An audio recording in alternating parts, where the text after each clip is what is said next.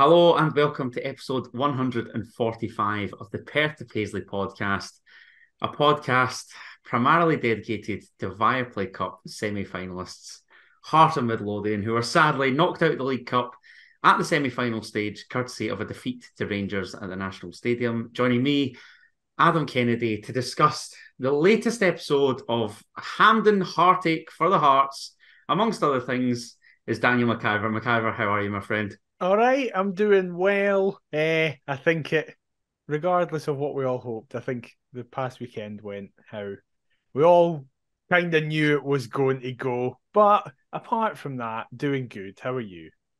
I'm all right, mate. Yeah, I'm all right. As Gennaro Gattuso says, sometimes maybe good, sometimes maybe shit. Yeah. It was a decent weekend, which was ultimately ruined by 90 minutes, as is currently the norm. So Yep. yeah, it's a good laugh. I wanted to say I was actually at the Lombardia Hearts Supporters Oh, Club of dinner course. on Saturday night. That was really good fun. And then Sunday took the Royal Hearts bus to and from the game on Sunday. Caught up with all my pals. Cy Rennie, who owns the Royal Hotel in Pennycook, does a brilliant job in getting us all organised for the Hearts game. So shout out to Cy, my surrogate father, an absolute legend. But sadly, he wasn't responsible for the weekend's result. So Yeah. We saw each other from a distance. We ended up being oh, quite reasonably close to each other. you saw me. I didn't see you. I had no Yeah. idea where you were. I I found was you just looking up into the specifically. abyss and Yeah. just yeah. Oh, Yeah. that's, Yeah. That was the big positive that I found you, and then it just all went downhill. It's that was like, great. right, sound. My positive was that I was reeking because imagine I couldn't do what you do and watch it sober. It just that's the absolute Think of truth. that. Whenever you're annoyed and Oh my feeling rubbish god, about it, take another level that I have to deal with every single time that is we're being a, fa- sober.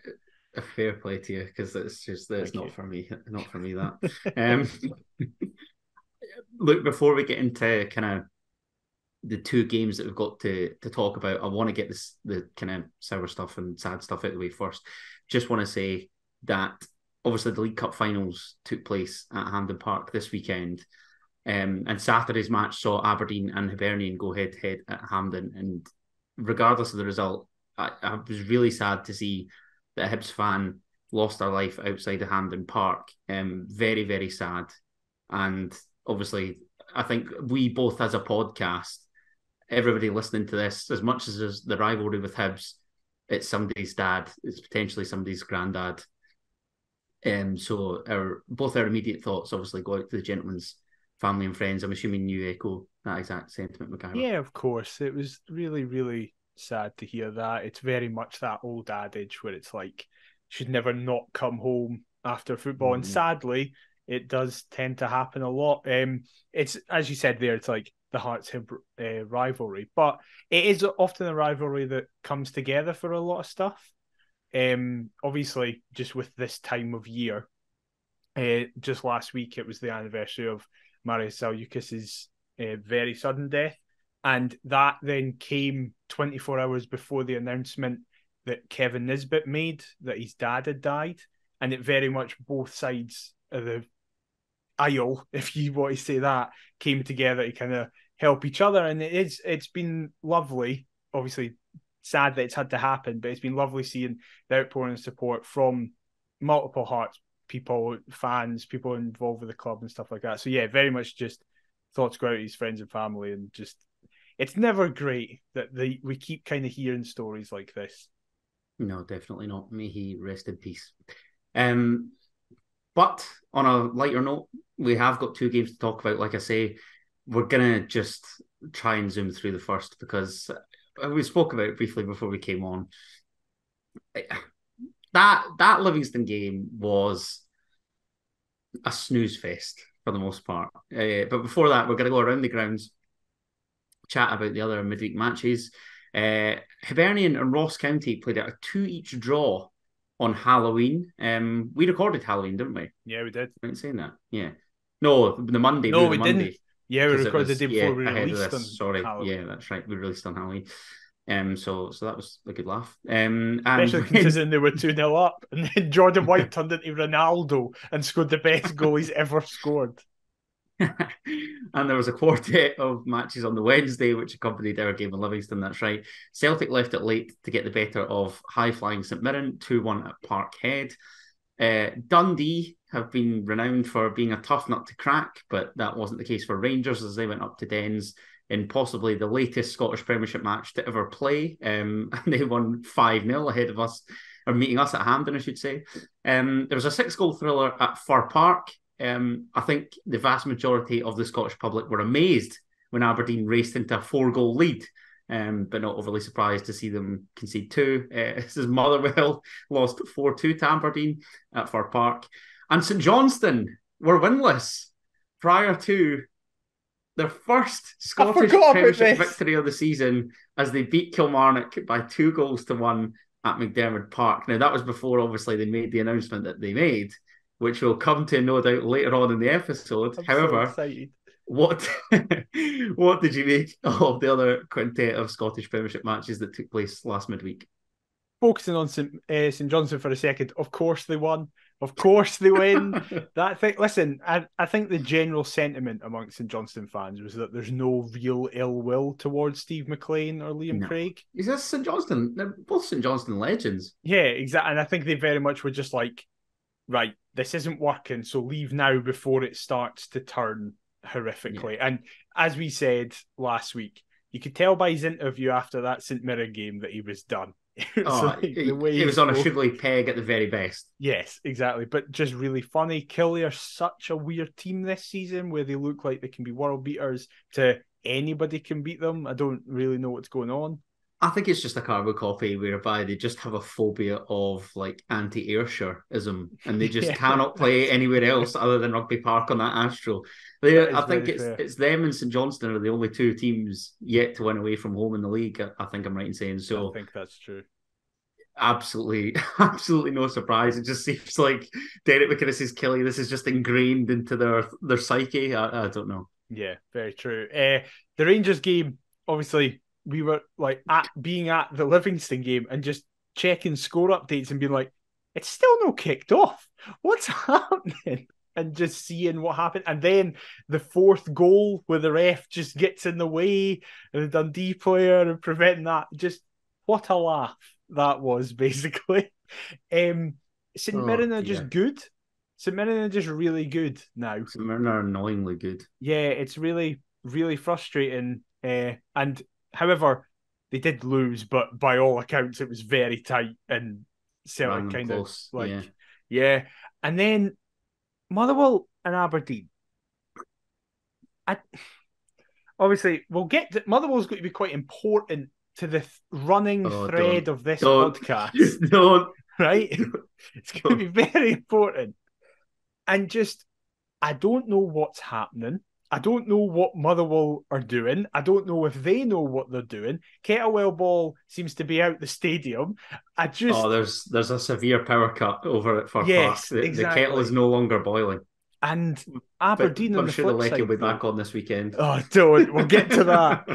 Aberdeen, I saw that and I was like, oh, well, is this it? Is Jamie McGrath back after getting a double? He's not been back for about 3 years, it's felt like, but what's happening? So yeah, it was such a weird midweek run, basically. And then Hibs were really funny. You just think, oh, right, 2-0, that's it. And then Nick Montgomery seems to do the thing that Montgomery, Robson, and Naismith are all either succeeding or failing by substitutions and just massively change the game, which we will get to more when we speak about the weekend's results as well. Just crazy, and they just bottle it. I guess there's two sides to the coin as well, whereby, like, for Malky Mackay, bringing on Jan Danda and Jordan White totally changed the complexion of that game. Those two have to start, I think, for Ross County week in, week out. I'm a big fan of Jan Danda's. I think that he should have came Gorgie, but that's fine. Yeah. We're not here to talk about Jan Danda. We're here to talk about Hearts squeezing past Livingston. I'm just going to keep this brief. McIver obviously made 5 changes from the team that had played Rangers at Ibrox the weekend prior. Stephen Kingsley, Cammy Devlin, Alex Lowry, Alan Forrest, and Liam Boyce all coming into the starting 11. Toby Civic, Adela Faya, Callum Neuenhoff, George Grant, and Kenneth Vargas Vargas's expenses. Yeah. Yeah. I guess that meant that Hearts lined up in a 3-5-2. It was Zander Clark in goal. Back three of Stephen Kingsley, Frankie Kent, and Kai Rolls. Alan Forrest right wing back. Alex Cochrane left wing back. Cammy Devlin and Benny Beningame in the midfield, with Alex Lowry supporting Liam Boyce and Lauren Shankland. What did you make of that radical shake-up? I was all right with it. I felt a bit bad for Neuenhoff because I thought he was really good at Ibrox and felt, oh, that's a bit of a shame that he's been dropped. But I understood it. Do you think that was with one eye on the weekend? Oh, well, especially now that we saw the team, definitely. Yeah. I think now's probably the best time to say this because he won't come up again for the rest of the episode. I really, really hope Adele Fire's okay. Oh, big time. I know. It's an absolute sin, actually, what's happening to that Yeah, guy. it's so. I'd said on Twitter, I was like, it's bad at the best of times. It's never great when any athlete gets. I was about to say injuries, but it's not like illnesses like this that prevent them from featuring. But it's even worse when it's like this is his first loan spell. He's a young guy starting his career, and it's just being halted. And I understand where I'm seeing some people be like, this shouldn't be our problem to deal with. Send him back to his parent club. Stuff like that. I'm like, nah, he's here. He's our player for this season. So if eventually Brighton go, no, we'd rather have him back and deal with that's fine. But I think it's our duty and responsibility to look after him and make sure he's all right. Without a doubt. I mean, if he performs in a maroon shirt, these would be the exact first type of people that would be saying, oh, we'd absolutely love for Adele Fire to extend his stay at Hearts. So you can't have it both ways. I agree with you. If he's in the building, he's our responsibility. Yeah, totally. But yeah, very much hope he's okay. And that then did explain. I'll be honest, definitely. I just thought he was hurt because he came off hurt with a back issue against Rangers. So I just assumed, he's hurt. Such a curious case. Yeah. I really hope they get to the bottom of it for his sake. But generally, I was like, I'm chuffed with this team. This should be enough. And in one way, it very much was enough, considering how dominant we were. But in another way, it almost didn't work. Very much so. Look, if we were to sum this game up, it was like watching attacking drills up against a defensive kind of unit for basically an hour and a half. That's virtually what it was. But we did get there in the end, thanks to Kenneth Vargas' sole goal. Off the bench, McIver, just how happy were you to see our young Costa Rican get off the mark in a maroon shirt? Delighted, because I celebrated and then I think I realised that it was Vargas, so I had another mini celebration. It was just, I'm so chuffed for him. You could tell by his celebration he was buzzing as well. Definitely. We'll get to him fucking later on, but it got him up, it annoyed and got up Richard Cobb, whose mentions were mental. Those mental hours, I tell you. Yeah, that is very true. We'll get to that later, but that was great. I'm just really chuffed for him. Hopefully, obviously, he didn't have a great run of it in terms of goal scoring or goal mouth action at the weekend, but hopefully in the league, this allows him to kick on, this allows him to push forward, and he's got that confidence of being like, right, found the back of the net, let's just keep this going. Did you see on Clyde One Super Scoreboard, I think it was Monday night, Andy Halliday was asked, they do like a beat the pundit section, so they'll get a caller to challenge a pundit. And Andy Halliday was sat next to Roger Hanna, who was doing it. And Gordon Duncan went over to Andy Halliday and said, what nationality is Hearts' Kenneth Vargas, which was one of the questions. And Andy Halliday thought he was Chilean. Man. And then later on the following week, he also said one of the questions was, what was Stephen Kingsley's last club before signing for Hearts? And Halliday said Swansea and it's Hull. This is why you're not getting a game, Andy. You didn't even care who you're fucking playing with, mate. It's my deal square, but I did just burst out laughing at that. I just watched Kenneth Vargas and I'm inspired to just buy a Spanish dictionary and attempt to start learning a language at this ripe age. Just what a wonderful young man, pura vida, living life. Yeah, But before we move on to obviously the main game that we want to talk about, I have to speak about Livingston. What did you make of their approach? Let's call it. That's one way of putting it. right, I'm very much one I'm part of that David Martindale fan club, right? I I think we like both him. like Martindale. Yeah, definitely. I do not agree with the However, shouts that he should be Heart of Midlothian manager. I mean, I just like him as a guy. that hour and a half just confirms it to me. Yeah. Like, thanks, but no thanks. And listen, Martindale has undoubtedly been a success at Livingston. He's been fantastic for them. He always says there that his board turn to him and say, get us 10th. I don't think he's ever finished as low as 10th so far as a manager. So. Like, I know he's been involved in setups that have maybe finished that low, but he as a manager is not. It's a style of football that works, especially at home, frustrates team, and it was fucking frustrating. But you said it last week. We never beat Livingston last year. 2 draws, 2 losses, I think it was. And I've always felt Martindale, yeah, listen, he comes to Tynecastle and is defensive. That's his style. It's very much like pragmatic, like, right, we'll soak in, and push forward. I genuinely, the only game I can kind of contrast it to is that's the most defensive performance I've seen since we beat Alloa 6-0 in the last game of the season, the championship season at home. That was like, they offered nothing. They didn't, it was as if they came in and Martindale went, act like we're 1-0 up from the first whistle and just don't offer anything. And considering the context of us, that we've just been in a bit of a shambles, you'd think Martindale would be like, right, yeah, sit tight, sit back, be compact, but we can get at this Hearts team. And I'll say this because I feel like he's going to be a person that comes up later on, because I've not spoke to you about him, but I'd be interested to get your thoughts on it. But generally, I don't think Kai Rose will have an easier game in his life as a professional footballer. I thought he was man of the match, and I saw Kai Rose made 121 passes in that game. The highest Livingston player was Jason Holt, who made 81. Jesus. Like, it was unbelievable. But yeah, and it's made me completely reevaluate my thoughts on Livingston, and I think they could go into that 11th spot. I really do think they're in trouble.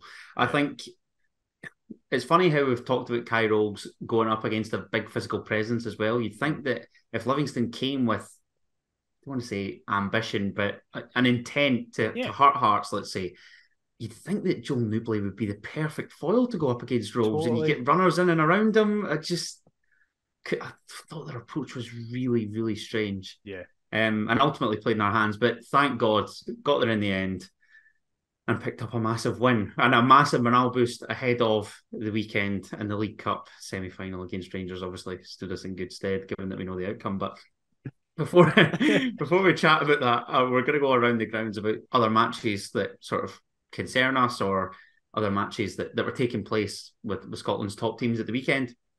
In the Scottish Premiership on Saturday, there was a lunchtime kick-off up in the Highlands as Celtic swept past Ross County by 3-0. And Motherwell's rotten form continued as Kilmarnock, like I say, just love those home matches, love those home victories, edging past the Steelmen by a sole goal. And then, of course, in the League Cup semi-final, as we alluded to earlier, 10-man Hibernian didn't get the better of Barry Robson's Reds as Aberdeen snuck past the High Bees, thanks to Bojan Majowski's goal, despite their deficit. And Sunday's sole match in the Scottish Premiership was Dundee sneaking past Livingston 1-0 at Dens Park, courtesy of a cracking free kick from Luke McCowan. What did you make of those other games, mate? Celtic Ross County, Celtic comfortably win a game, great. So annoying for that Ross County Red, just kills any chance that you've got. Yeah, so annoying, and it was a red. Like, totally. I'll speak about the other Premiership game. It's a great free kick for Dundee. It's lovely, an amazing free kick, and just compounds Livingston to further. That was an absolute cert. You know it's bad when I called 1-0. So that was just the most obvious of scorelines. Kelly as well, another home victory piling on the misery from Motherwell, but again, I'm really worried. So Really worried at the weekend because guess what club are going to step forward and their run will come to an end. everybody's beating them. Yeah, so, like, and didn't was it this game where it seemed that they've kind of lost Vassell, but it seems to just be a dead leg that he went off from. Yeah, I think so. Right, That is okay.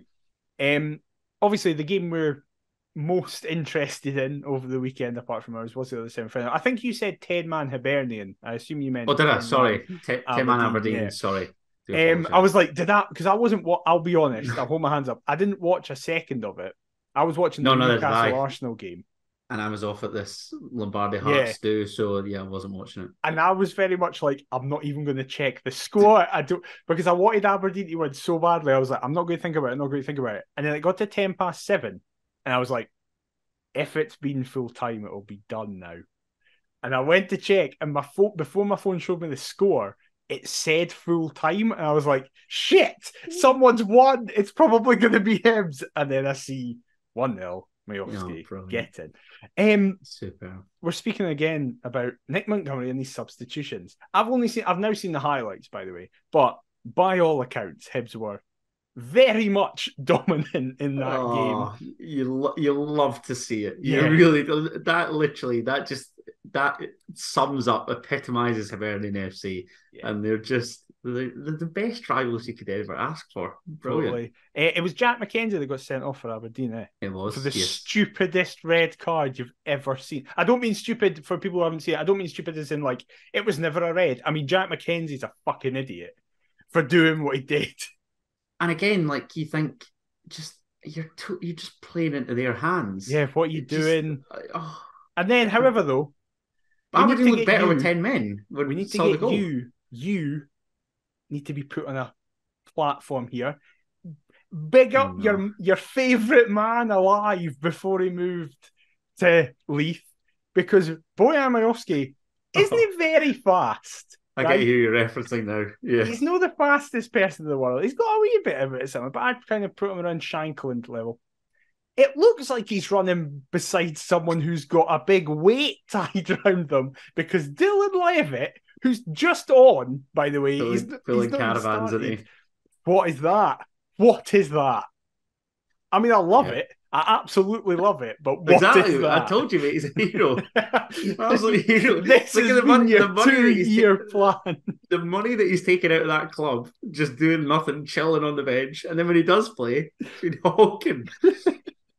This has been your elaborate plan. You can see why I'm not a chief scout. Yeah, but the subs that Montgomery made, apparently Boyle was like had a nick or something like that. Loads of angry Hibs fans, Mission. Why does he take Venti off for a 16-year-old? Don't get it. What is he doing? And then, by the way, the goal's offside. Boyle is offside. I saw the reaction to it, right?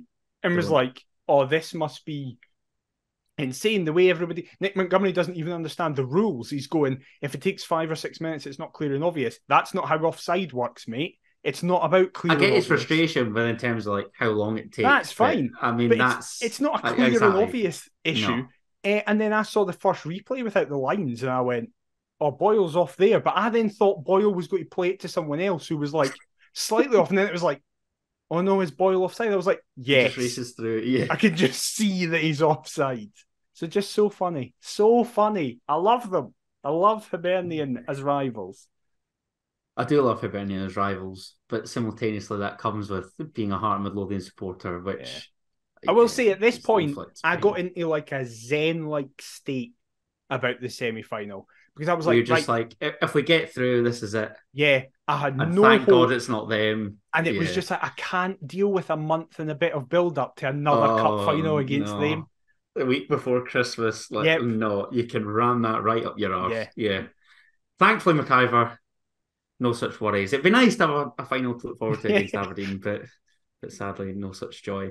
In terms of team selection for our second meeting with Rangers inside a week, Toby Civic came in at right wing back, replacing Alan Forrest in the starting 11. Callum Neuenhoff replaced his compatriot Cammy Devlin in order to partner with Benny Beringame in the middle of the park. And George Grant also started in midfield, replacing the ineligible Alex Lowry. In attack, Kenneth Vargas, was rewarded after netting his first Hearts goal against Livingston in midweek, taking Liam Boyce's spot to partner Lawrence Shankland up front. That meant that the Jambos stuck with the 3-5-2, Xander Clark in goal, back three of Frankie Kent, Kairos and Stephen Kingsley, Toby Sivic at right wing back, Alex Cochrane at left wing back, with a midfield trio of Benny Beringame, George Grant and Callum Neuenhoff, with Kenneth Vargas and Lawrence Shankland leading the line. What did you make of our team selection at the National Stadium to take on Rangers? I immediately went, that's wrong. That's the wrong team. That's the spirit. I shouldn't be seeing their names listed. I was sat eating food. We were already actually up in that McDonald's at Ham beside the Asda. Was in there. Yes, I know. Yeah. Was in there and got the team lines, and I just went, This is the wrong personnel. I was fine with the system. I was totally fine with the system. I understood why we were going back to that, because whilst the result didn't work the following you could argue it served us well. Totally. Yeah. For 88 minutes, it was fine. We were doing fine. So I was like, yep, absolutely, that's no bother. But I was like, Forrest and Devlin had to start. Forrest, because I don't think Alan Forrest is this god that will unlock everything. But I thought it was very one-sided a defence, because whilst, it was lopsided. You like to think it's a 3-5-2, but in actuality, because of who we're playing, it's a 5-3-2. Try to be as optimistic as I can, Mikhail. Yeah, I know. Try to put a positive spin on things here. Definitely. That's a tough gig, mate. Thanks. Officially, it was a 3-5-2, so you're right. I won't take that. Look, if FOTMob says it, that's good enough for me. Exactly. That's a very good way to take it. As I've just seen, Hibs have went 1-0 up against St Mirren. As we're coming. Bloody hell, really? Josh Campbell. Oh my God. My Hibs mates weren't too impressed with their team this evening. Oh, crikey, I didn't see that coming. They're winning. But we weren't winning at all with our personnel, because I just felt Cochrane is in his natural good position, where he can get up and get down and be a nuisance, try and whip balls in. But the problem is, Toby Sivic is not a right wing-back. He's not a right wing-back. Now, I know Alan Forrest isn't either, by the way. I'm not sat here going, we have the perfect player. No, I know that. But... Hi! Hello! Hi, Adam. Hi, Hearts Hierarchy!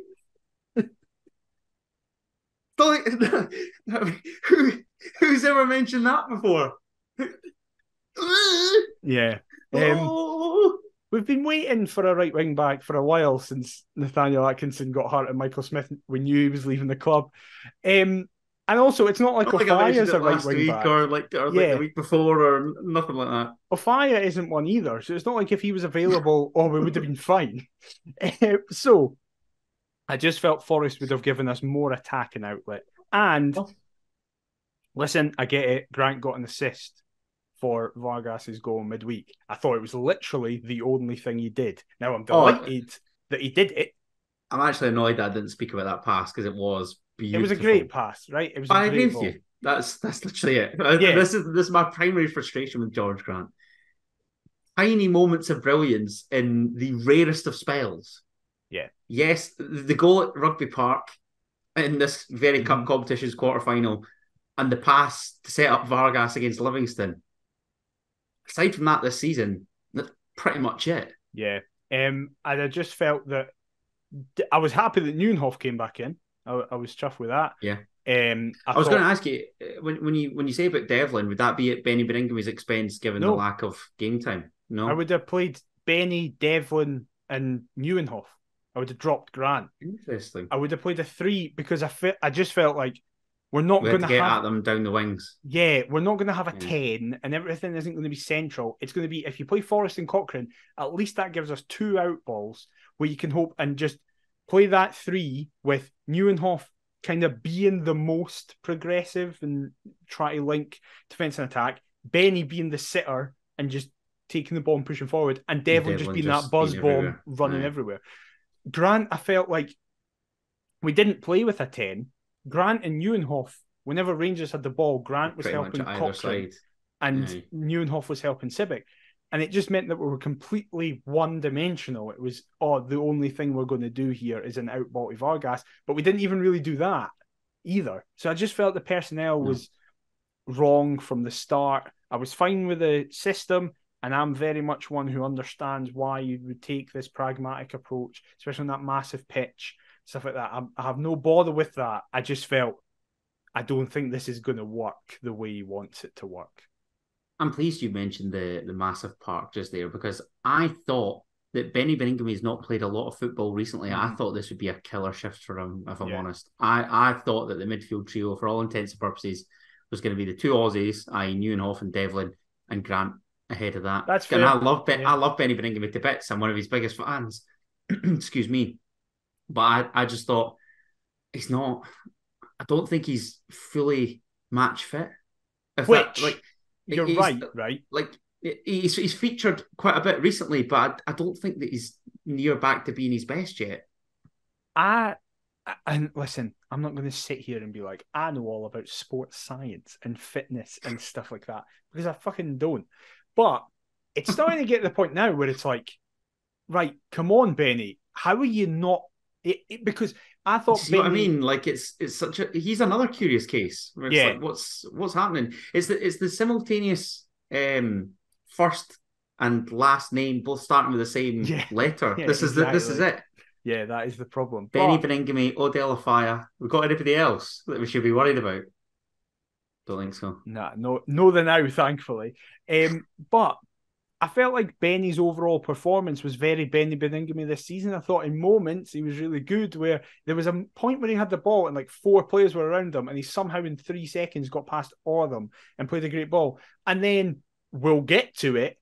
He's directly at fault for 1 goal, and the amount of times he would just pass to a Rangers player and allow them to start a move again, it was infuriating. It is. It's either outrageous or honking, and there's no middle ground. It is very annoying. Look, if we talk about the first half, I thought it was good. I thought the first half was all right. It was fine.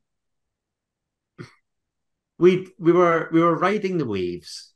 Yeah, defensively we were very solid, and that part of the plan was working. Even though we were allowing them in a lot, we were standing strong, particularly down the wings. Yeah, actually, goodness gracious right. Me. Here we go. You don't know this is planned, but I'm going for it now because we're speaking about Civic here, right?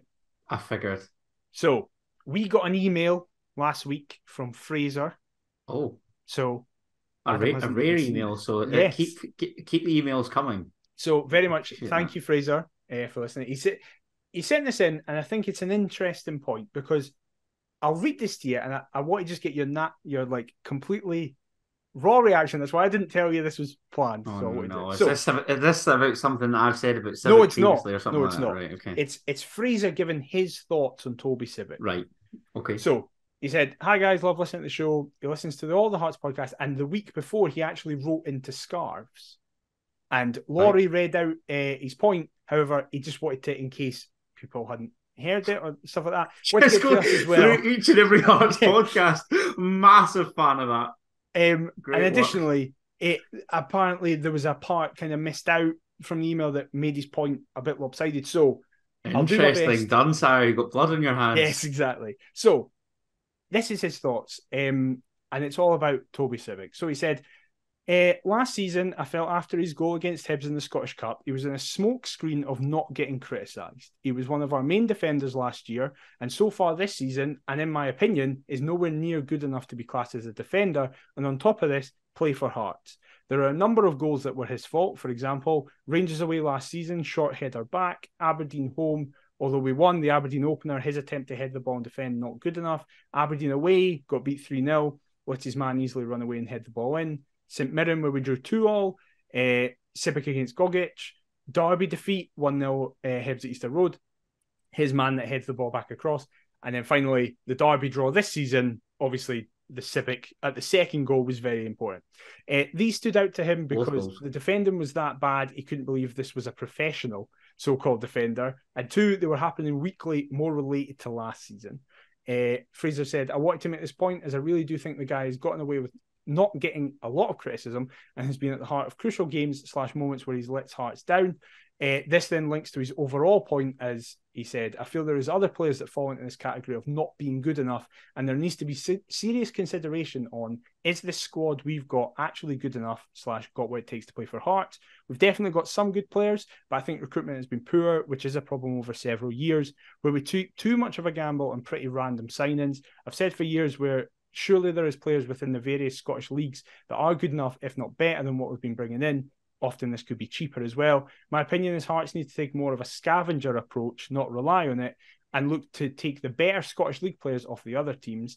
When I say this, I don't just mean Scottish nationality or Premiership players, and stop making signings who have no idea what Scottish football is about and don't hurt half enough when they get beat on a Saturday. There's plenty of other areas that Heart needs to be questioned, and I'm not saying my point is solely what is wrong, but is one of the factors of what is wrong with Hearts at the moment. So, first of all, massive thank you to Fraser for writing in and good email, sending that in. I will say, I want to get your reaction because I think we'll slightly differ on this. I don't know if I agree fully with that. I definitely agree with points. But what are your thoughts, first of all? Well, hold on a second. What do you disagree with in that? Because I do feel for Civic. I don't think he's certainly not a right back. No. He's such an odd player to kind of solely place into one position. So that was I couldn't tell you what his best position is, McIver. I don't know if it's centre half of a 3. I think he's very solely a 3. No, he can't play in a back 4. Probably unless he's got Halkett or Kent beside him. No. And you don't want either of them on the left side. Nah. Of a flat back 4. So you are looking at a 3. So it's a 3. Could we play him in the middle of the park? Because he is an athlete. I think we could. I think we absolutely could play Toby Civic in the middle of the park. And that gets onto the... I just worry about his positioning. That's fair. Said, if you're playing a double pivot ahead of a flat back 4, he probably doesn't on the right hand side of it. He probably doesn't get in ahead of either Devlin, Benny, or Neuenhoff.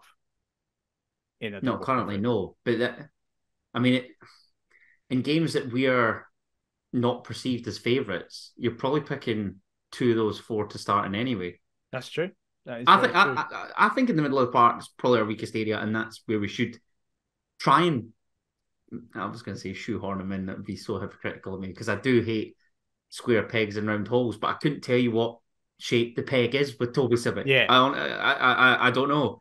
I think Neuenhoff, Benny Beningame, Cammy Devlin, and Toby Civic is a great 4 to choose from in that area. Mm-hmm. As Fraser, isn't it? As Fraser pointed out in the rest of his email, there are other areas where we are lacking, and in my opinion, that is ahead of them.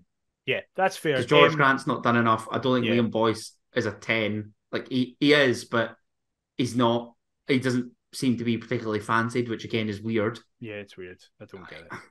And I don't think Boyce is a creative influence like that. I think he creates for himself, but I can't see him playing like that precision pass for a Shankland or sending one long to get Vargas or whoever running down the flanks. I don't know. Boyce can bring. I think Boyce is at his best when he's bringing everybody in, but I think it almost looks like he's bringing himself in because he just keeps it ticking so well. But my point was going to be where I said that I slightly disagree is that I understand what Fraser's saying and what a lot of people have said, where that because of his goal at Easter Road and stuff that people when they criticising him. I personally would disagree because I would say that for a lot of last season, I felt like he was one of our few players, especially in that run where you were like, oh, well, Civic still played well. Like, he was still all right. There was moments in weeks where you'd be like, there's no positives. Oh, Toby was actually all right there. But listen, that's where that's completely subjective. That's just how people will view the game differently. The thing I very much agree with what Fraser was saying was about the recruitment generally, where there have been, of course, good signings over the last couple of years. But this season, only Kent has been like an undisputed great signing. I would still say Vargas and Neuenhoff have I been was going good to say, signings. you like Neuenhoff. I'm surprised you didn't I do edge like him in that Neuenhoff, Kent category. but he's not played as much as Ken. And I I know know what you mean. some of that is like He's injuries and he's stuff sort like of yet that. to establish himself as Yeah, like a first totally. choice or whatever. Whereas Kent is just like, yes, Kent's one of the first names in the team sheet. He's been great. And you look, He's the replacement Halkett, where yeah, it's like totally. we missed a Craig Halkett for so long, we've got another Yeah. in Frankie Kent. Yeah. But I would like we spoke about him earlier. We both said we wanted him. We wanted Hearts in the summer to go and get Jan Danda. I know it's not as simple I as like Jan just Danda. we want to go and get players, so go and get them. What's the problem? Like there's so many. There's a lot of intricacies. He But was seemingly on trial, I thought, like a season or two ago yeah, I before can't he ended remember. up at Ross County. Yeah, I just think Annoying. the point Fraser makes about how we do sign a lot of project players, and I understand why we do that at points because it's probably low cost, low risk in that That's the same case. sense. That's the case throughout the division, though. Yeah, true. I've been involved in kind of an argument today at work whereby I'm basically saying Celtic and Rangers cannot go out and spend that type of money anymore. They can't go out and shell.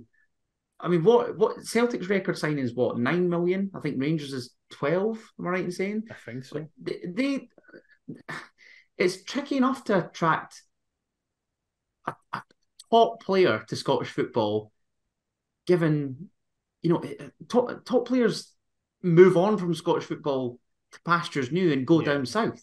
They use it as a stepping stone. So I think that's the case for Celtic and Rangers all the way down the division. That is true. But yeah, just kind of overall thoughts on Fraser's thing. I disagree with him slightly where I think I'm not saying, by the way, that Toby Sibbick is the greatest defender we have. I think no, he's not exempt from criticism. Far no, from it. and I think there are games where he does just like you're sat there going, he's had the worst game ever, and you're like, how is this the same Toby Sibbick that a few games ago was strolling it and stuff like that? He's very frustrating as a player, but I do think part of that is because he's clearly a confidence player. He's been involved in a season where we've not had a lot of success. We've had a massive collapse, and then this season thrown into a position that isn't his. Yeah, it's basically there's that pressure on there because there is nobody else that can play there at present. Yeah, I totally get where people are coming from. I wouldn't be as harsh on others, but then maybe like I wouldn't say I'm biased, but I would just say I like Sibbick, so I'd like to see him do better. I feel for him because of all these factors. Like he probably, I even messaged you on Sunday saying that he probably would be my first change. But then in hindsight, who do you bring on for him? Yeah, because do you go on Alan Forrest? Yeah, exactly. And just think, to hell with this.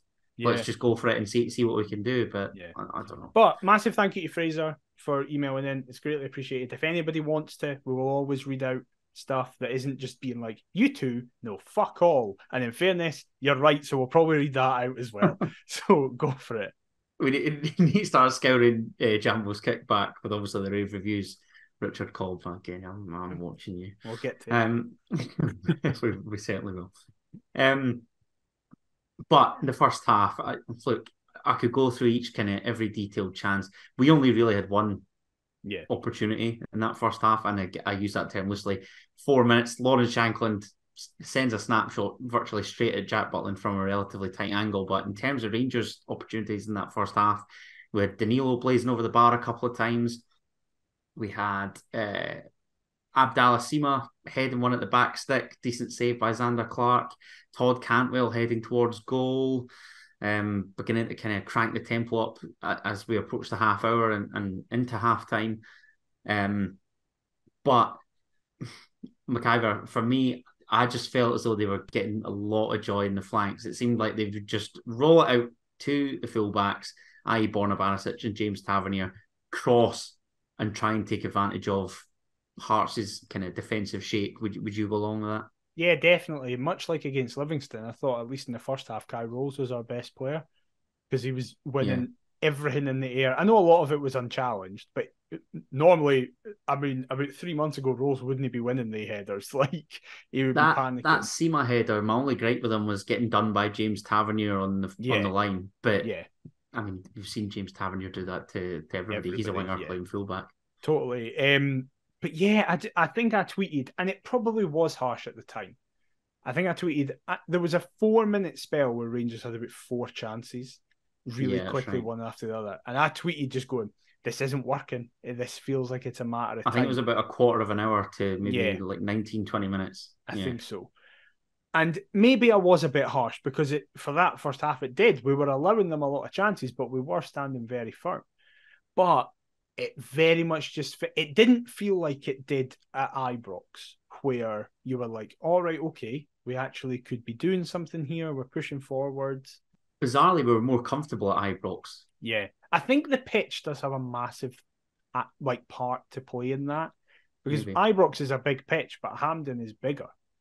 So yeah, and Ibrox, you still feel like you're yeah condensed in a wee bit because you're touch tight, whereas with that bloody running track, it's massive. Hampden, I'm an absolute shit But heap. I'll be honest, when half time came, I was like, this has went way better than I thought. I know we've not created anything, but I expected us to be a couple down at half time. So considering we went in with a clean sheet, I was like, okay, it's going all right. Still firmly in the thick of it. Yeah, totally. I was just like, right, hopefully we come out second half and start pushing a wee bit more. But those hopes were shot down inside the space of 4 minutes at the start of the second half. Was it that quick? 48 minutes it was, yes. Oh my God. As the game's complexion changed in an instant, as only Hearts could do. John Lundstrom heads a rather aimless ball forward, which is headed back to Xander Clark's by Kai Rolls, who, I agree with you, first half I thought was excellent. Upon reflection, watching the highlights, second half, not his greatest afternoon, not his greatest 45-minute spell. He's under pressure from substitute Scott Wright. However, Danilo gets on the end of the Rolls header and is caught by our goalkeeper inside the area. The oh-so-familiar shout of penalty to Rangers is apparent once more, Daniel McIver, and it appears once again that Hearts are the masters of our own downfall. That's what's so annoying. Kills so you. so Absolutely many of the kills you. so many of the goals that we concede, particularly under Naismith, just recently mistakes that we've made. I understand how Rolls will come under criticism for this because it's a backwards header, obviously.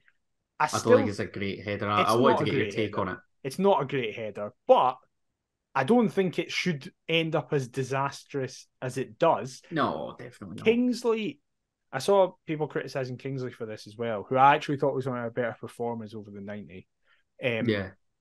But Kingsley clearly just goes, oh, Xander's getting this. So he peels away to be an option for the throw.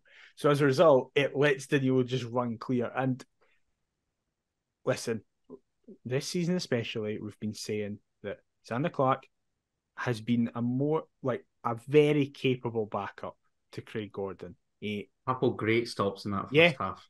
Exactly. Even in this game, 100% in that first half. A couple of saves that it was like most keepers. His one from Cantwell at the near post, I think, is particularly outstanding. That's great. And you'd be thinking, right, we probably would have had an even bigger collapse last season if it wasn't for, but if we just had to rely on Ross Stewart and stuff like that.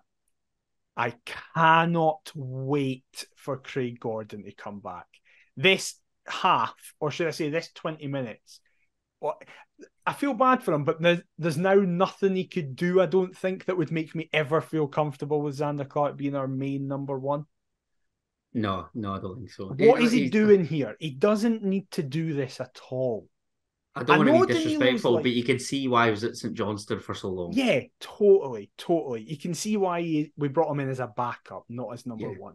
Like, Danilo, yes, he's waiting for the contact to happen. I totally get that. But there is then contact. I disagree when people were comparing it to the Bobby Lamal Edward one.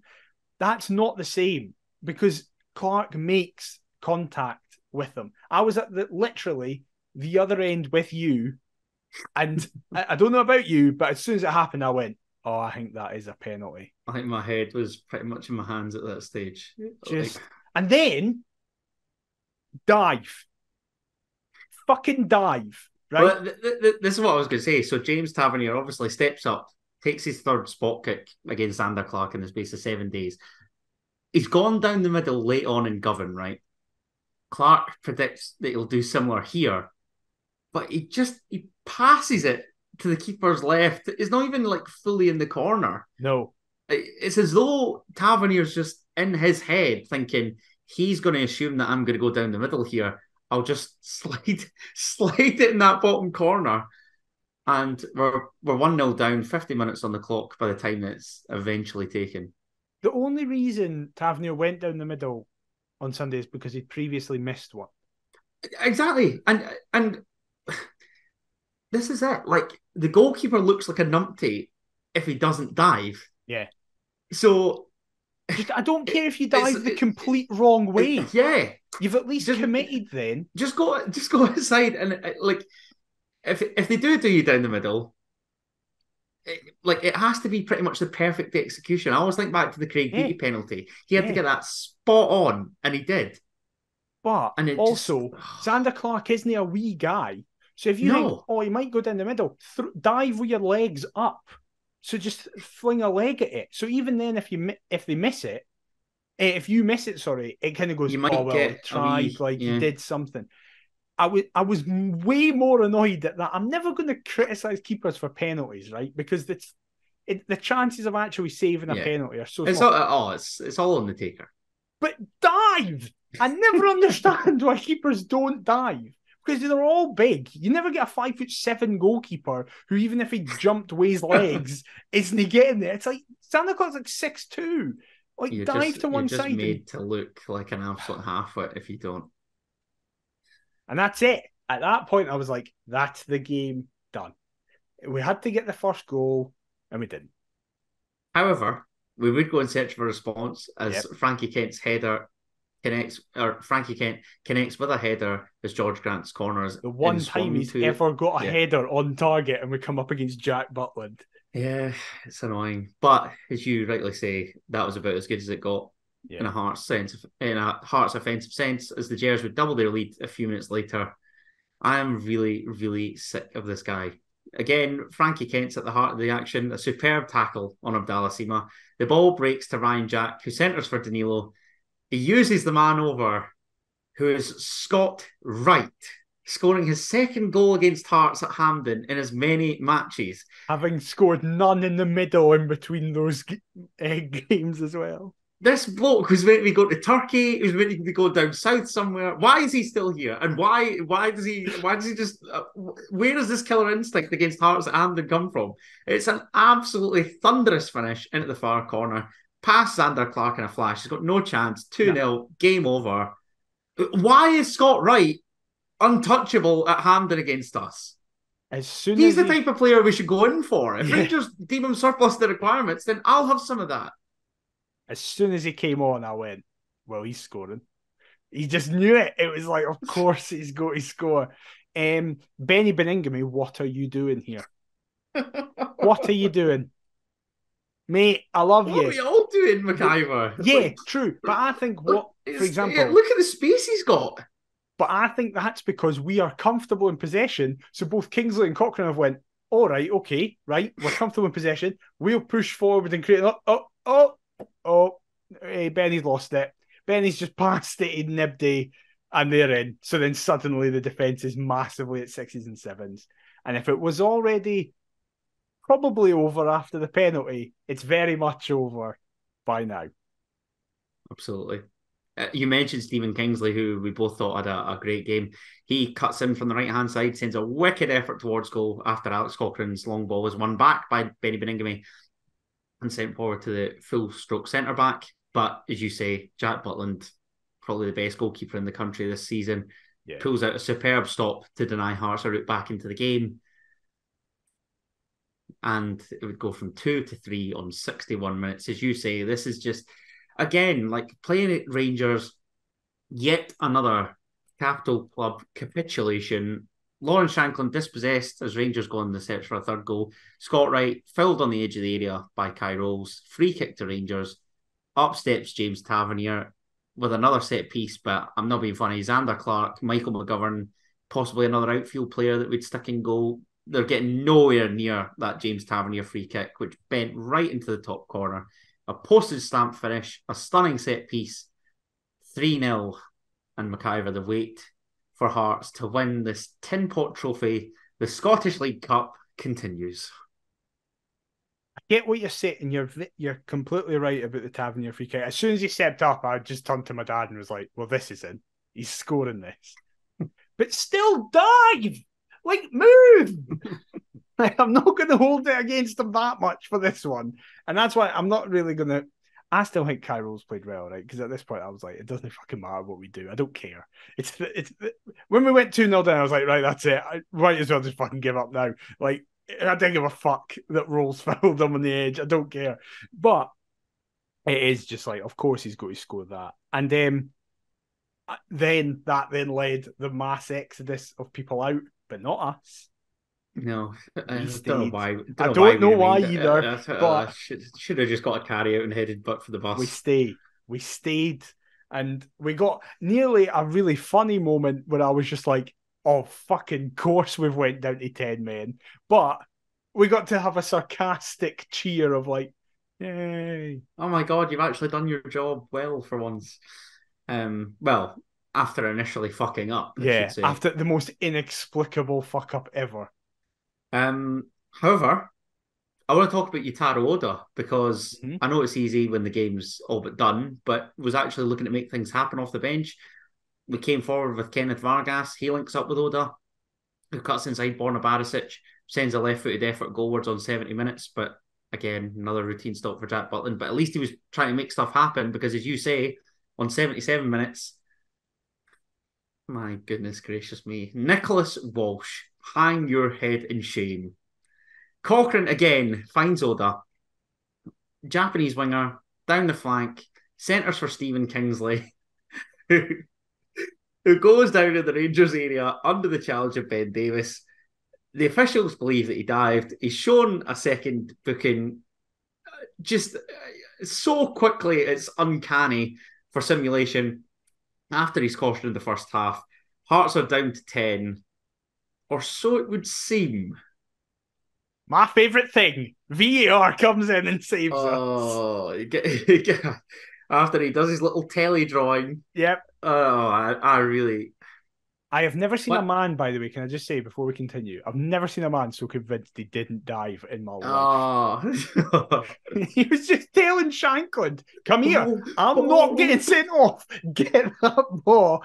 Get him tell. Yeah, Nick Walsh kept being like, right, but I have sent you off, so you need to just go off just that. And Kingsley was just like a child standing being like, no, I'm not leaving. I'm You not know when getting sent off. you know who love like a protest whenever you watch like an Inter Milan or like a Juve in Europe, it always seems to be Italian teams and they're over and they're giving the hand gestures, like bothering the referee. Yeah. That was I think Kingsley was perhaps inspired by the big Lombardia Hearts flag behind the goal. Maybe. But just Nick Walsh, right? One of my classmates who's a St Mirren fan tweeted saying that he is bar none the worst referee in this country, which is strong words considering the caliber of officials. It's always all about him, and I know. he decided to have his wee wander over. Yeah, he has a look. He realizes, just like every other match that he's ever been in charge of in history, that he's made the wrong call, and no repercussions come from McIver. It's so annoying. I've said that before as well. I think Nick Walsh is the worst ref. Oh, without a doubt. And it is just like others get accused of being biased, right? But he's just incompetent. Yeah, he just doesn't know what's going on. Yeah, and you summarised it well. It is because it is very much like I'm the referee. Like, you'll listen to me, you'll do what I want. And I always have a weird relationship with it. I never really at a game get annoyed at refs. I in the first half of the Livingston game totally disagreed with the crowd on both Benny and Devlin's bookings, where they were like, that's never a booking. They were both clearly bookings. They both needlessly half noobly for no reason from behind. They're definitely bookings. So I'm very much what I always try and understand. You're so right where it's like people get accused of bias. It's never that. It's just that they're bad. No, right? it's just terrible. It's never that. So I never sit there and go, oh, well, he's rubbish because he doesn't like us and stuff like that. Like, I never do that. But you summed it up perfectly there, where the frustration comes from the fact that they never get any form of punishment. No. And I don't mean punishment in as much as, like, I don't think you should be able to ref a top flight game all season and stuff like that. Like a demotion. Like, if he was down south, he'd be lucky to be getting National League North games. Yeah, it's like, have something in place to hold referees responsible for. I know, but then who'd become a referee? This is another problem because that is the other thing where it's like there needs to be far more support for referees. Yeah, because if there is, then that will lead to better decisions because they'll be more confident in themselves and not being constantly undermined. And you start interviewing referees to come on and give the justification. Oh, I was absolutely adamant. At least come out and explain it. Something. Like, that never happens either. Yeah, I think, like, again, thought this weekend in the Scottish Cup games was a great advert for VR because I think it got everything right. I think it did correctly deny Boyle's goal for being offside. It correctly didn't give Venti a penalty. And this is the thing, right? Because everybody's called out VAR, yet it's worked well here. Yeah. It's not. It's thanks to VAR that we get a goal back and don't go down to 10 men. Yeah, totally. So take your anger out on the actual officials that made the decision without the consultation of VAR. Yeah, 100%. Totally. By the way, can I just say, I've never wanted Lawrence Shanklin to miss a penalty more in my life. Why? Because I was like, he's going to miss one at some point. Please just miss it in a game that means nothing. A meaningless one. Yeah, do it now when it doesn't matter. I wonder where you go with that.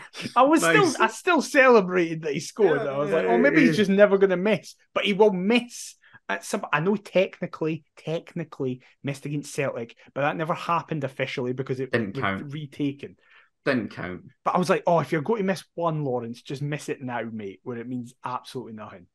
However, he didn't. He stepped up, scored 3-1, but ultimately too little, too late. And the fourth official and all the Rangers fans were absolutely chuffed to see them advance to the Scottish League Cup final. What do you make of that as well, by the way? God. I think folk have read too much into a nod. I think I was annoyed. I got it sent it as I was obviously in the ground. I got sent it about 4 times. Be like, have you seen this? This is a disgrace. It doesn't excuse another pitiful performance at the National Stadium. I also just think the way that David Dickinson has been like mercilessly attacked for probably an out of context good smile. Get off him. Get back to bloody bargain hunting deal and all this crap. But I do not think that should have been the main focal point of the game. But I will say, we're looking to vent elsewhere, aren't we? So I was, and I'm not going to try and pretend that I was nowhere near as angry as it seemed some people, because I expected a 4-5-0 battering. I'd made my. I wasn't angry, just disappointed. I was just like, right, okay, the usual happened. But it seemed that a lot of people were very angry. Yeah. Shall we talk about another sort of incident that angered the fan base, which we were quote unquote involved in? By proxy, we were involved in. Yes, because obviously there has been lots of speculation surrounding Stephen Naismith and his position as the Heart Midlothian manager / head coach. Obviously, everybody's seen the legitimate WhatsApp messages that did emerge, citing that there is player unrest, supposedly, that the players have called a meeting, they're not happy with tactics. It's going to be tough for Stephen Naismith to turn this around. However, I will be gobsmacked if Robbie Nielsen were to come back as the Heart of Midlothian manager. What are you talking about, Adam? You've said that you've got on the highest sources that he is going to come back. Richard Cobb will simultaneously kill me and this podcast. That's what I feel like that's what he wants. That's genuinely what he wants. That is what he wants. Can I just I've got it in front of me, right? I said the only thing I said about it on Twitter. If you've somehow not seen it, it is, according to Richard Cobb, a legitimate WhatsApp message saying Adam Kennedy, Nielsen back as interim manager, all but confirmed. McIver, not gutted by this news, if I'm honest. Who's your source? Adam Kennedy. Can't say, but announcement tomorrow. Third time lucky. Fingers crossed. Union Jack. Now, we won't get into the fact that Richard is convinced you're a Rangers-loving unionist. Or the fact that you just don't have a first name. I don't have You're a first name. As MacGyver. Yeah, but all I said on Twitter is that the reaction to this is proof why we are fan-owned and not fan-run. How fucking dense are some of our supporters that they thought this was true? Why did... My phone was red hot. Can it just say? So was mine. Folk were asking me who my source is. Yeah. What are you talking about? And then obviously I figured, oh my God, here we go. My message says, not gutted by this news, if I'm honest. I'm not a 19th century thespian who speaks like that to a mate about Neil St-Patrick's interim manager. Not gutted by this news, if I'm honest. That should have been the first kind of thing. I just love how he thinks that I've just been sat there on like my Monday morning, made no interaction with you whatsoever, but I'm just going, Nielsen back as interim manager. Like not even a hi mate, how's your weekend? Not even what you up to? Or oh my God, I've got some news for you. Just Nielsen back as interim manager. He's even got the same background as the legitimate one, and people still didn't pick it up. For fuck's sake! Like, it did give me a wee laugh. But it was he did so stitch funny. us up for rotten. He messaged me going, I cannot believe how many people have bought this. It was unbelievable. Oh, he does. He loves giving it to us. We need him. We need him on here. He'll come on here and he can explain himself. Yeah, he can. And just we need like a therapy session where he can just get it off his chest, get all this anger, this built up frustration. Like, what's it down to? It's time to talk, Richard. Come on. I think it's because we don't have him on every week that he's just furious. Yeah. He is. He does just seem to be begging these appearances. Yeah. We'll get him on and he can explain his situation. But we'll get him on after we take on Motherwell at Firth Park this weekend, this Saturday. We're up against MacIver, a Steelmen side who are winless in 8 Scottish Premiership matches. Their last victory in the league came at the expense of us at Tynecastle in the first week of September, a 1-0 victory in Gorgie. And I can't believe we've left it this late to talking about their match last night as we record that took place at McDermott Park, Perth, against Craig Levine's St Johnstone. Come on. Wow. I'm a St Johnstone fan now. Craig Levine and Andy Kirk as a duo? Are you being serious? It's 2002 all over again. Never had this soft spot for breaking in all the time that both of them were at the club. Who gives a shit? I'm so happy Levine's back in the league. It's box office. It's what Scottish football needs, isn't it? People will try and tell you, if Hearts fans will be like, you shouldn't like him, you should hate him. I love that man, and we'll love that man forever. I do. I'm so chuffed. I'm really angry with how it ended under Levine, but by the same score, I do just have a soft spot for him. I love him. Like, he's the first manager that I had at like a presser, Same. And I was shit scared of him. He was enormous. I thought, oh my God, he does not appear to be this brick shithouse in the same way that he's just sat there in the training gear at the Orium. Yeah. So, and I was late. Unsurprisingly, I will say this: I do actually think it's quite a sensible appointment. See, there's loads of folks slating the appointment, but if he makes St Johnstone hard to beat, I think that's invaluable. I think that's what you need down there. Did you see his first press? It's just his Hearts team that was piss easy to beat. Yeah. That's the only problem, and the fact that he's not managed in the top tier for 4 years. Did you see his presser or any of it? I saw his first interview.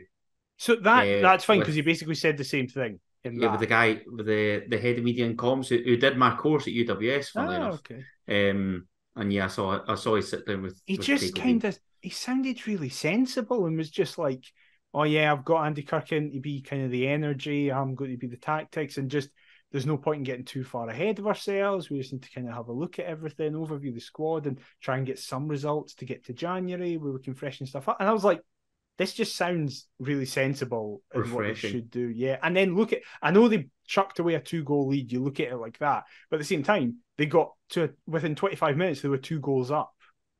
Yeah. Yeah. there's definitely something there. I don't know. If we both sort of had written St Johnstone off, it would be quite ironic if a Craig Levein St Johnstone side I'd love it. were able to survive. I'd love it. I hope they relegate Ross County. So that we can steal Jan Dander. Yep, exactly. That is literally my logic. 100%. But Motherwell, yes. I'm terrified. We're going to lose. Of course we're going to lose. 2-1 Motherwell. I also think we'll score, but will I be optimistic and say that we'll hold them to a draw? I don't think a draw doesn't do us. I think if we have the next 9 games, if Naismith doesn't take at least 6 points, he should be sacked. From the next 9 games? No, from the next 3 games, if he doesn't take 9 points. All right, okay. Right. 6 points for 9 games. How far have we fallen? I'm giving them till January and only expecting them to win fucking 6 out of 27 points. No, from the next 9 points, next 3 games, if he doesn't win 2 of them, I think at least 2 of them, he should be away. So that's Motherwell away, St Johnstone at Tynecastle, and Killie away. Yeah. Killie, on paper, is the hardest game there. Yeah, you put it like that. Because obviously it's an out-of-form Motherwell, but it is us on the road. St Johnstone, we should beat at Tynecastle, given that we did them at out-of-form Motherwell is even kind of being polite to them. They're fucking awful right now. 6 defeats in their last 8 winless games as well. Like, it is the most us thing. But it's like, who do you need? 24. I know, but again, say their goal in midweek at 0-0 had stood, and they'd then gone on to win that game against St Johnstone. Yeah, we'd be coming on saying, "Oh my god, that's typical, isn't it? Motherwell winless in 7 games." Either way, and they pick up that win just conveniently before they play Hearts. Yeah, either way, we can make it negative about us. Oh, without a doubt. But the absolute fear. So what you're saying? 2-1 Motherwell. 2-1 Motherwell. Theo Bair double. The only time he'll ever do that in his career. I'll go an optimistic 1 each draw. How are we in win? And we're all these bastards after what happened in Gorgie. Yeah. No matter. Listen, before we go, we've got a wee quiz. And hooray. I said to McIver, 3 of the questions, I'm asking him, but I can simultaneously make multiple choice because I've got that as backup, if that makes any sense. Yeah.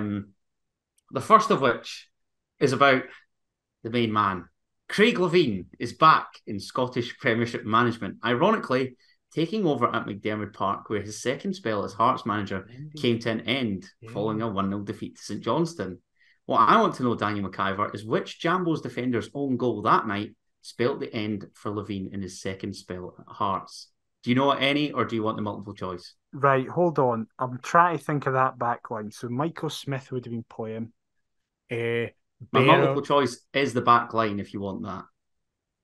Michael Smith, Berra must have been in that. Aye, give me the multiple choice. A, Aaron Hickey. B, Michael Smith. Could be. C, Christoph Berra. Very much could or be. D, AD White. Oh, why does it? I feel like it's between AD White and Christoph Berra. Hickey, why? I know it was a corner or something, so everyone's defending, but I don't think Hickey would do that. Okay. Michael Smith, I love him too much to even imagine he scored a own goal. Christoph Berra at this point was terrible, and AD White was consistently terrible, apart from one 20-minute spell in a semi-final. He turned into Ronaldinho. Yeah, exactly, for no reason. I'm going to go with AD White. McIver. You said it was between Christoph Berra and AD White, and I'm afraid you have made the wrong choice today, my friend. It was C, Christoph Berra. Shit. Right. No matter. You've got a chance to immediately redeem yourself. Hearts head to Fir Park this weekend to take on an out-of-form Motherwell who haven't won in the Scottish Premiership since they beat Hearts at Tynecastle in the first week of September. But who scored the winner for the Well in Gorgie that day? Again, can give you multiple choice if you need. I was about to say, I couldn't name you a single forward. The only one I know is Blair Spittle, and it might be him. So go with multiple choice. A, Harry Payton. Right. B, Blair Spittle. C, Callum Slattery. or D, Theo Bair? I think it's Callum Slattery because I remember the move being good. Oh, but did Spittle play to Slattery or did Slattery play? I'm going to go with Callum Slattery as he went with 2 C's. He has. Yeah, Correct answer. that's And as great. you say, it was a lovely move finished off by Yeah, Callum it was Slattery. originally flagged as offside there, and then they got it given. Yes, yeah, Yeah. that's right. After the check, you're right. Question 3, true or false? Oh, God. Hearts have never beaten Rangers at Hampden in their entire history. Is this a trick question? Because that final 3 words is a weird one. Because it is true that we've never beaten them, but the way you worded that makes me be like, oh, is there a weird thing? The answer is that yes, we have never beaten Rangers at Hampden. Correct.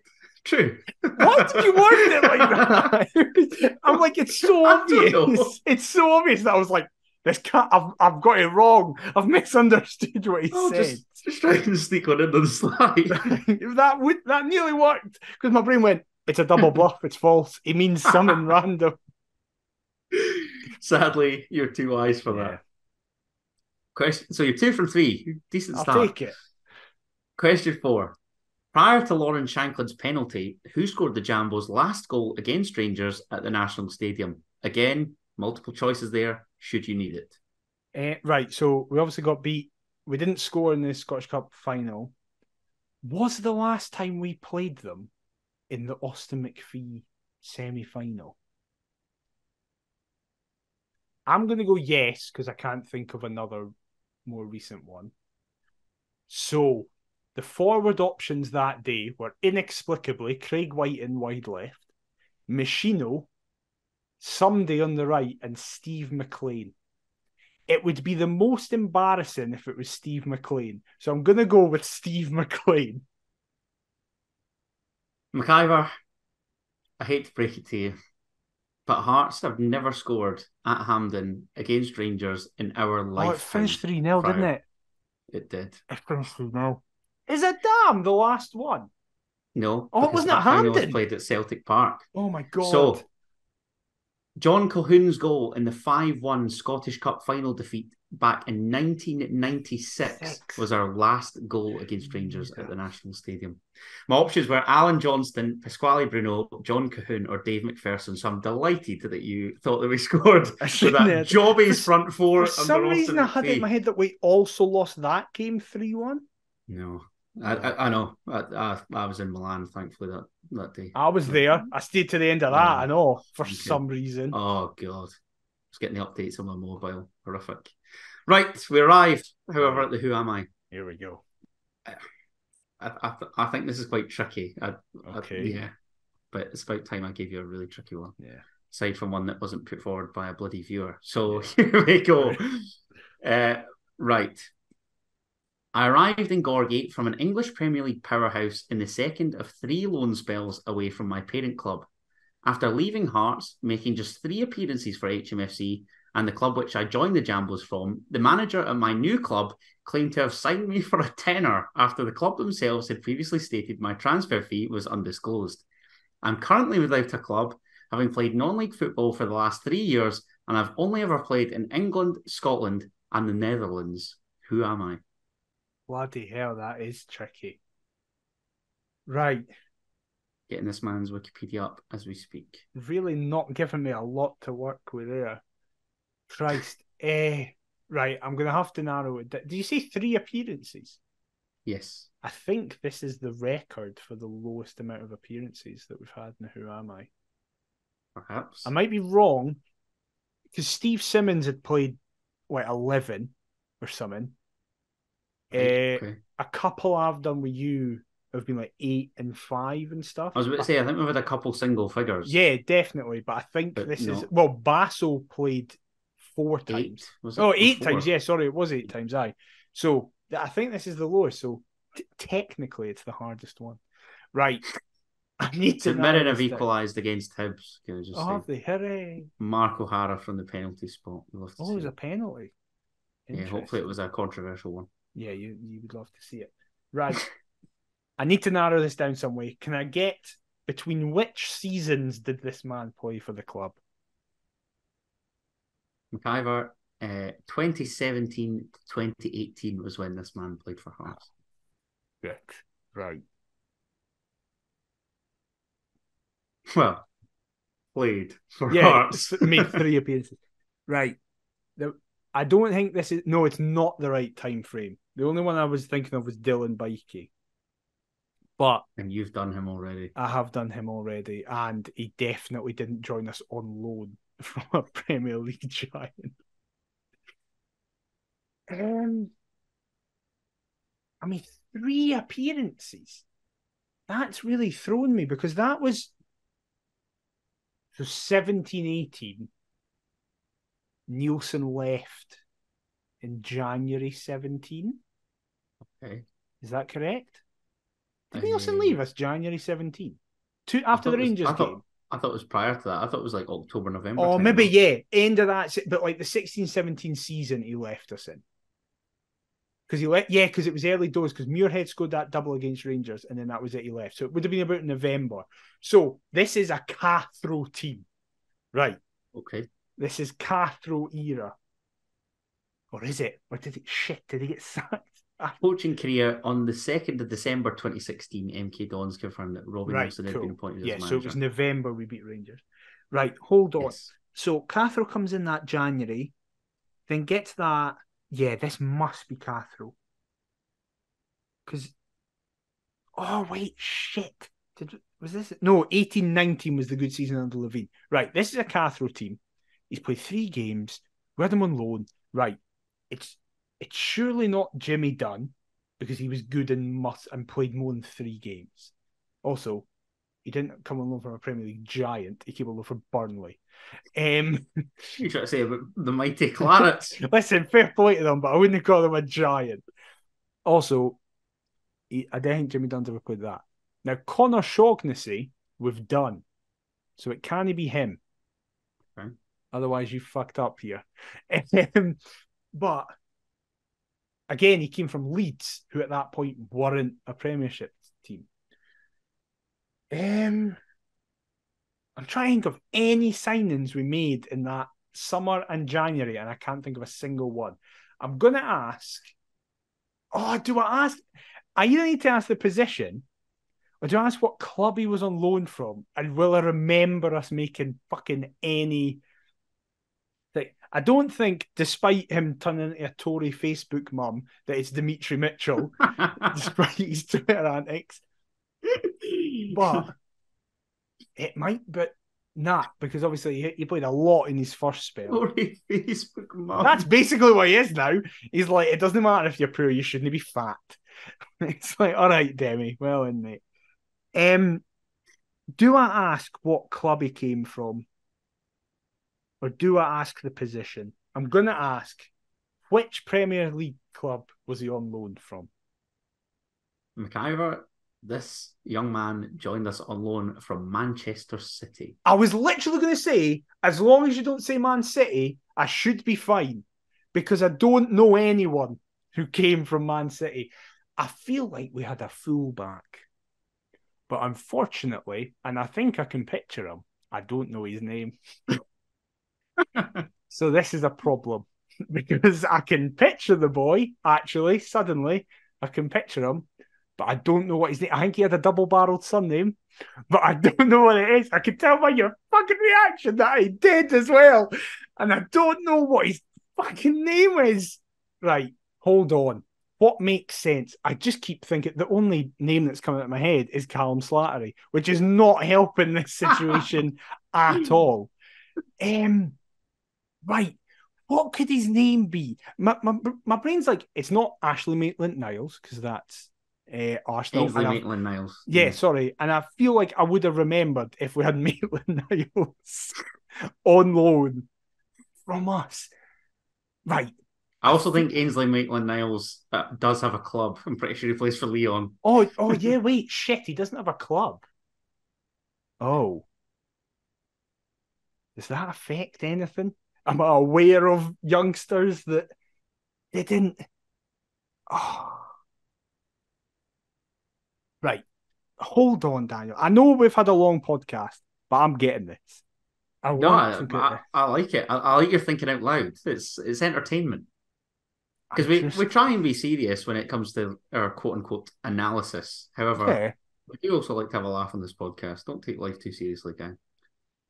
because this is when like Berra was great, so we wouldn't have played. It wouldn't have been a centre half. I feel like he's a fucking youngster, and I can't think of anyone's name. Who came in? Oh, Danny Amankwa came in that window, I think. Naismith was on loan, but I have a feeling it's not Stephen Naismith. Um, oh, I swear he had a double-barreled surname. I think I might be totally wrong. He's a fullback, right? Think of folk who have played that doesn't have a club came in that period. I now can't think of other defenders. Augustin was here. I don't think Igor Rossi was still here, but they're both signed permanently. There's Christoph Berra, Juwon Oshinawa. Nah, it's not him. Who the fuck was it right back? Michael Smith, Connor Randall. This man joined in the same window as Michael Smith. Oh my God. Here's an extra clue for you. Just going nice. I need a name. I need to think of a name. I'm not doing an Adam where he just doesn't guess a name. And I feel like it's so close. I'm not doing a stupid one either where I just know I've got it wrong. I want to get someone. I feel like I've named every defender that was at the club except this guy. And I've just decided he's a defender. Oh, Okay. double barrel name. Michael Smith, Connor Randall, Lazzy Augustin, Joe Oshinawa, Christoph Berra, Igor Rossi. Avlanitis was probably there at that point. He came in the same window as Michael Smith. Connor Randall. I feel like he was a right back. Smith Randall. Oh! Is it Ashley Smith Brown? Is it actually? If I've got this. Oh Very good, my McCann. God. Very good. Ashley Smith Brown, it was. Yeah, see when you said that it was the double barrel signing, I was like, oh no, he's got it.